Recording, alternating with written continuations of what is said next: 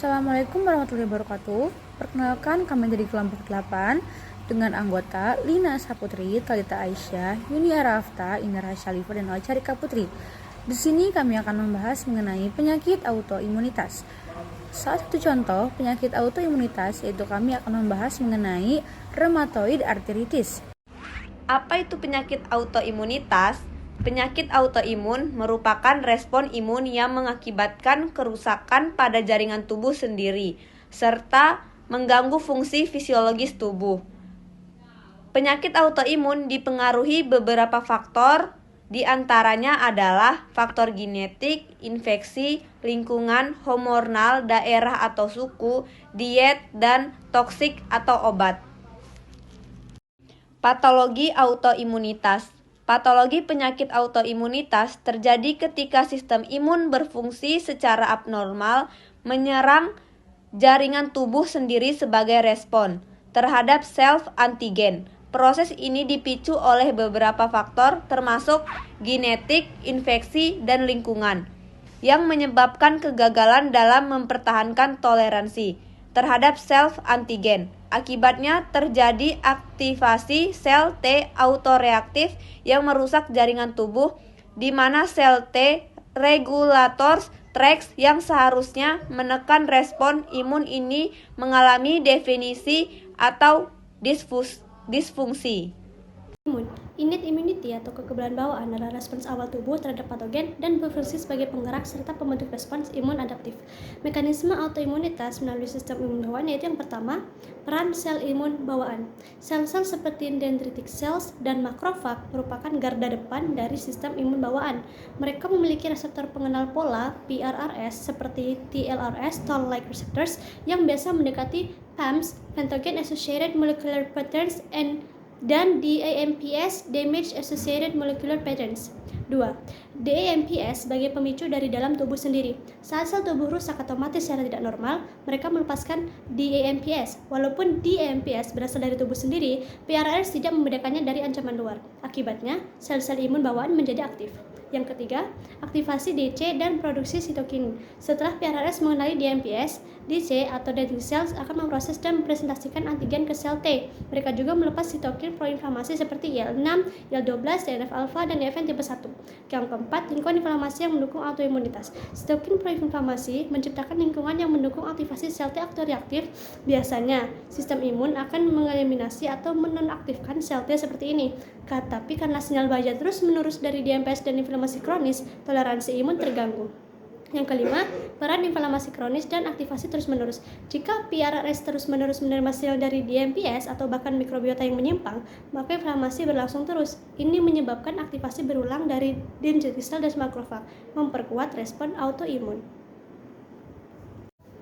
Adaptive immunity untuk autoimun. Yang pertama, mekanismenya aktivasi sel T autoreaktif. Dalam keadaan normal, sel T autoreaktif dieliminasi di timus, di toleransi sentral, atau dikontrol di jaringan toleransi perifer. Namun, pada individu dengan predisposisi autoimun, baik genetik maupun lingkungan, sel T yang mengenali self-antigen bisa aktif. Aktivasi ini dapat dipicu oleh presentasi antigen oleh sel dendritik dalam kondisi peradangan, seperti yang dipicu oleh imun bawaan. Yang kedua, peran sel T helper atau CD4+. Sel T helper yang aktif dapat mengeluarkan sitokin proinflamasi seperti IL-17 dari subset Th17, mendorong diferensiasi dan aktivasi sel B, menarik sel-sel imun lainnya ke lokasi jaringan, memperparah peradangan. Yang ketiga, peran sel B dan produksi autoantibody. Sel B dapat diaktifkan oleh sel T dan mengenali antigen tubuh sendiri. Setelah aktif, sel B memproduksi autoantibody, yaitu antibodi terhadap komponen tubuh sendiri. Autoantibody ini bisa membentuk kompleks imun dengan antigen yang kemudian mengendap di jaringan, diaktifasi oleh komplement, menimbulkan kerusakan jaringan dan inflamasi. Yang keempat, kegagalan regulasi oleh sel T regulator atau Treg. Normalnya, sel T regulator menekan sel-sel autoreaktif agar tidak aktif menyerang tubuh. Pada autoimun, fungsi Treg bisa menurun atau terganggu. Ini menyebabkan aktivasi tidak terkendali dari sel T dan B autoreaktif. Pengertian rheumatoid arthritis.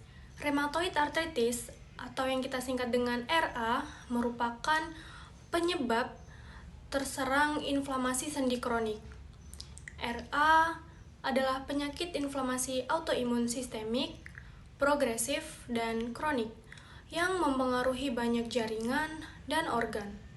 Namun, pada prinsipnya akan merusak sendi-sendi sinovial. Secara umum, kita tahu bahwasanya penyakit ini adalah penyakit rematik.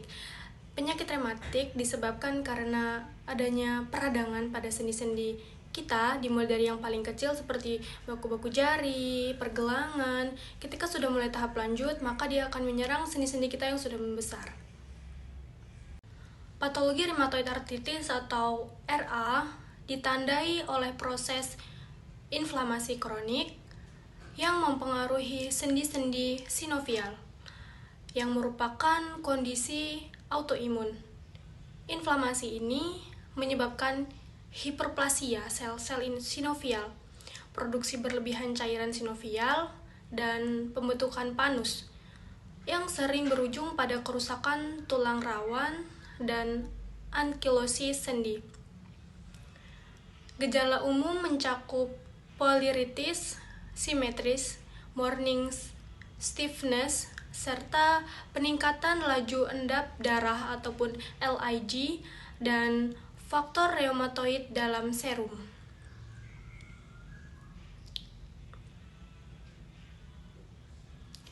Proses patologi RA berlangsung dalam beberapa tahap, dimulai dari sinovial yang melibatkan kogesi vaskular dan inflasi ke inflamasi. Jika tidak ditangani, invasi dapat menyebabkan destruksi sendi, erosi kardiologi, dan deformasi sendi, serta mempengaruhi jaringan ekstra artikular termasuk pembentukan modul rheumatoid, invedonopati, dan komplikasi serta vasikulitis dan aniolodosis. Hai teman-teman, di sini aku akan jelasin tentang mekanisme innate immunity dan adaptive immunity dalam menghadapi penyakit rheumatoid arthritis. Pertama-tama aku akan jelasin tentang mekanisme innate immunity atau kekebalan tubuh bawaan yang memberikan respon imun awal yang cepat dan non-spesifik terhadap kerusakan jaringan. Nah, kenapa sih kekebalan tubuh bawaan ini non-spesifik? Dalam imunologi, non-spesifik ini merujuk pada sistem pertahanan tubuh bawaan yang merespon secara umum terhadap patogen. Innate immunity ini juga memiliki peran yaitu aktivasi sistem imun adaptif. Sel-sel innate immunity yang terlibat dalam mekanisme menghadapi penyakit rheumatoid arthritis itu ada makrofag, sel dendritik, dan juga neutrofil. Makrofag ini akan mengenali pola molekuler terkait patogen atau PMPS dan pola molekuler terkait kerusakan atau DAMPS melalui reseptor pengenalan pola PRRS seperti toll-like receptor atau TLRS. Makrofag ini juga akan menghasilkan sitokin proinflamasi. Sitokin ini adalah pemberi sinyal yang penting dalam sistem imun. Proinflamasi ini berarti meningkatkan peradangan, teman-teman.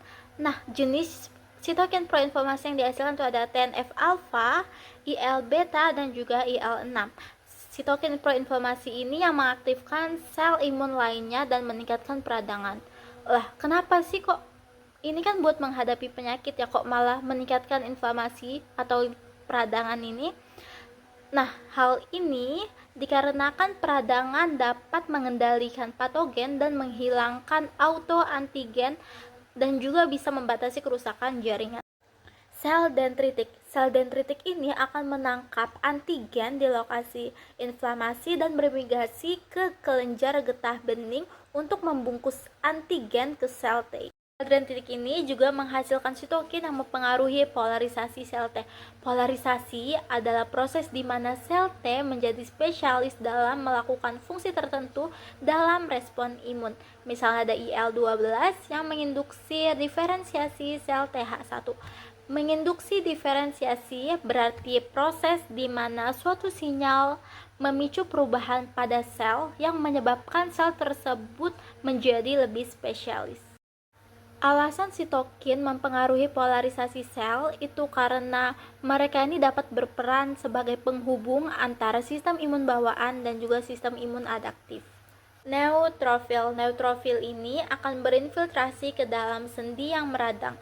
Berinfiltrasi ini berarti proses dimasuknya sel ke dalam jaringan atau organ ya teman-teman. Nah, masuknya sel ke dalam jaringan atau organ ini akan menyebabkan perubahan fungsi atau struktur tertentu dalam jaringan atau organ tersebut. Jadi neutrofil akan masuk ke dalam sendi yang meradang, lalu dia akan melepaskan enzim proteolitik MMPS dan spesies oksigen reaktif yang menyebabkan kerusakan jaringan. Alasan kenapa neutrofil masuk ke dalam sendi yang meradang itu untuk menghancurkan patogen yang menyebabkan inflamasi teman-teman. Dan kenapa sih setelah di dalam dia melepaskan enzim proteolitik MMPS? Hal ini untuk mengurangi inflamasi dan menghancurkan kerusakan jaringan. Lalu selanjutnya kenapa setelah dia melepaskan enzim proteolitik dia melepaskan spesies oksigen reaktif? Hal ini untuk mengaktifkan respon imun dan menghancurkan patogen. Nah, selanjutnya aku akan jelasin tentang mekanisme adaptive immunity dalam menghadapi penyakit rheumatoid arthritis. Imunitas adaptif ini akan memberikan respon imun yang lebih spesifik. Kalau tadi kan yang bawaan non-spesifik. Nah, kalau misalnya adaptif ini dia spesifik dan memori imunologi yang menyebabkan inflamasi kronis dan juga kerusakan pengiriman. Memori imunologis ini adalah kemampuan respon imun dalam mengingat dan mengenali patogen yang telah mereka hadapi sehingga akan memberikan respon yang lebih cepat dan efektif dalam menghadapi patogen tersebut jika menyerang lagi. Sel-sel imun adaptif yang terlibat dalam mekanisme untuk menghadapi penyakit ini ada sel T, CD4+, sel B, dan autoantibody. Sel T, CD4+. Sel T, CD4+ ini akan mengenali antigen yang dipresentasikan oleh sel dendritik atau sel DC. Nah, tadi ingat nggak sih di bagian sel imun bawaan itu, pas bagian sel dendritik itu akan menghasilkan sitokin yang mempengaruhi polarisasi sel T. Hal ini tuh karena mereka berperan sebagai penghubung antara sel imun adaptif dan juga sel imun bawaan. Jadi setelah terhubung, sel T CD4+ ini akan mengenali antigen melalui MHC kelas 2.